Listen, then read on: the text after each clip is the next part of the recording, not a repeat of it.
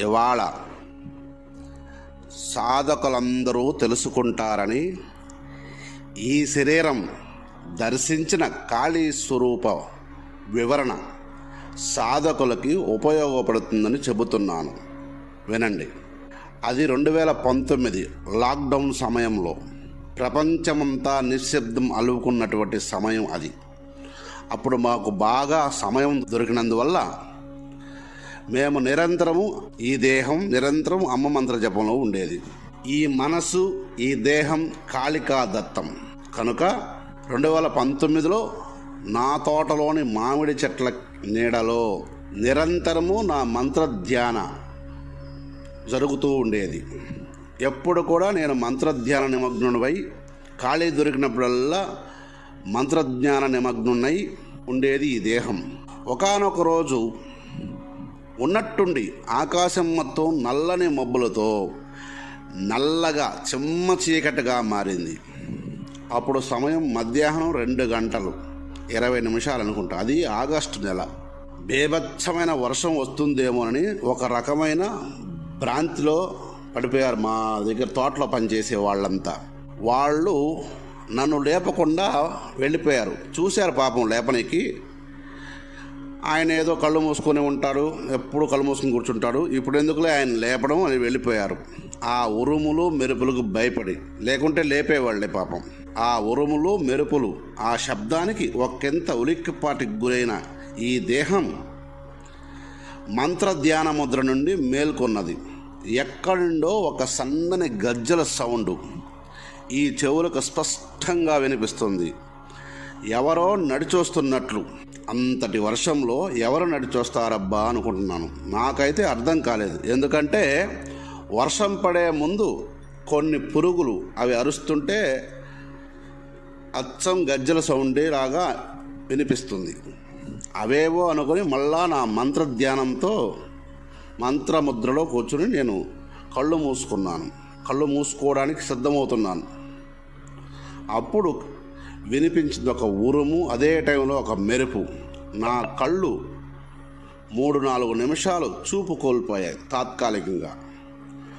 ఆ ముందుగా బయట చీకటి, ఆ పైనేమో ఈ మెరుపును డైరెక్ట్గా చూడడం వల్ల తాత్కాలికమైన అంధత్వాన్ని పొందాయి నా నేత్రాలు.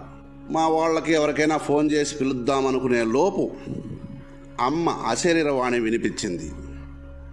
వినిపించిన దిక్కు చూసే లోపు ఇంతవరకు ఎవరు ఎక్కడ కని విని ఎరుగని ఒక అద్భుతమైన రూపం, అంతటి అద్భుతమైన కమనీయమైనటువంటి రూపం ఎలా ఉందంటే, పర్వతాకారపు మయూరం, పెద్ద కొండలాంటి నెమలి, ఆ నెమలిపైన ఎక్కినటువంటి నల్లని ఆకారం, ప్రతి చేతికి ఒక బంగారు వర్ణంతో కూడినటువంటి తలుక్కున మెరిసే సర్పం, ఇలా 14 చేతులు, ప్రతి చేతిలో ఒక్కో ఆయుధం, ఒక్కొక్క సర్ప అలంకారం తలుక్కున మెరుస్తున్నాయి. ప్రసన్న వదనంతో దర్శనమిచ్చింది ఆ తల్లి.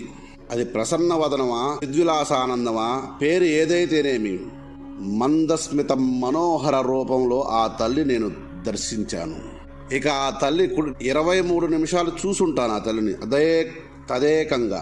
అందువల్ల ఇవన్నీ గుర్తున్నాయి నాకు. కుడి పక్కన ఉన్నటి చేతికి మొదట ఒక్కొక్క చేతిలో శంఖం, చక్రం, గద, నాగలి, సర్పం, పూర్ణ కలశం, అక్షమాల. ఇక ఎడమ చేతిలో అంకుశం, గండ్రగొడ్డలి, మృదంగం, త్రిశూలం, పాశం, కపాలమాల, డాలు. ఇలా అంతటి చిమ్మ చీకట్లో కూడా స్పష్టంగా తేజోమయ శరీరం కనిపిస్తుంది. ఆ తల్లి కిరీటం దగాయమానంగా మెరిసిపోతూ ఉంది. ఇకపోతే ఆ తల్లి దంతపంక్తి చిరునవ్వుతో ఉన్నప్పుడు ఆ దంతపంక్తిని నేను చూశాను. ఆ దంతాలను నేను చూశాను. పాల నొరగ వల్లే తెల్లగా వజ్రకాంతి సదృశ్యమానంగా ఉన్నాయి చిరుమందహాసంతో. ఈ శరీరంతో కొంత సమయం అలాగే చూసి మాంసనేత్రాలు ఆ తల్లిని అలాగే దర్శించాయి. ఇదే ఈ మాంసనేత్రాలతో చూసిన కాళికారూపం. అంతకుముందు మామూలుగా స్వప్న దర్శనాలు లేకపోతే వేరే వేరే దర్శనాలు కలిగేటివి మాకు. కానీ ఎప్పుడు కూడా మా సాధనా సమయంలో ఎప్పుడు కూడా ఇంతటి అద్భుత రూపాన్ని నేను చూడలేదు. కనుక సాధకులారా, మీరు సాధన చెయ్యండి. ఇంతకంటే గొప్ప గొప్ప రూపాలతో ఆ తల్లి దర్శనమిస్తుంది. ఈ రూపం నేను దర్శించిన రూపం మాత్రమే. నీకు ఈ రూపం నువ్వు దర్శిస్తావని గ్యారెంటీ లేదు. నువ్వు దర్శించిన రూపం నీ శిష్యుడు దర్శిస్తాడని రూపం గ్యారెంటీ లేదు. అమ్మ ఏ రూపం కావాలంటే ఆ రూపంలో సాధకుడికి దర్శనమిస్తుంది.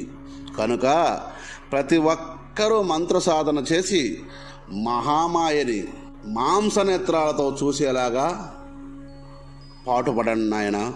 అందరూ సాధన చేయండి. సాధన చేసి సాధించండి ప్రతిదాన్ని. అందుకే మేము చూసిన కాళికా స్వరూపాన్ని ఇక్కడ మీకోసం మీరు తెలుసుకుంటారని మాత్రం పెట్టాను. చెబుతున్నాను, ఇది ఇంతకుముందే చెప్పొచ్చు, కానీ ఎందుకో ఇవాళ సమయం అనిపించింది చెప్తున్నాను. ఇప్పటి వరకు నేను వర్ణించిన రూపం, నేను చూసిన రూపం, నేను చూసిన రూపం మీకు యథాతథంగా చెప్పాను. ఇంకా పూర్తిగా వర్ణించలేదామని, ఎందుకంటే వర్ణించడానికి అలవి కాదు. ఎందుకంటే ఒక రోజు ఒక నిమిషం సరిపోదు ఆ తల్లిని వర్ణించడానికి. నేను దర్శించిన రూపాన్ని వర్ణించడానికి ఒక రోజు సరిపోదు. గుర్తుపెట్టుకోండి నాయన. కనుక గుర్తుపెట్టుకొని జాగ్రత్తగా మంత్ర సాధన చేసి మీరు అటువంటి దర్శనాలు సిద్ధులు పొందండి. సర్వే జనా సుఖినో భవంతు.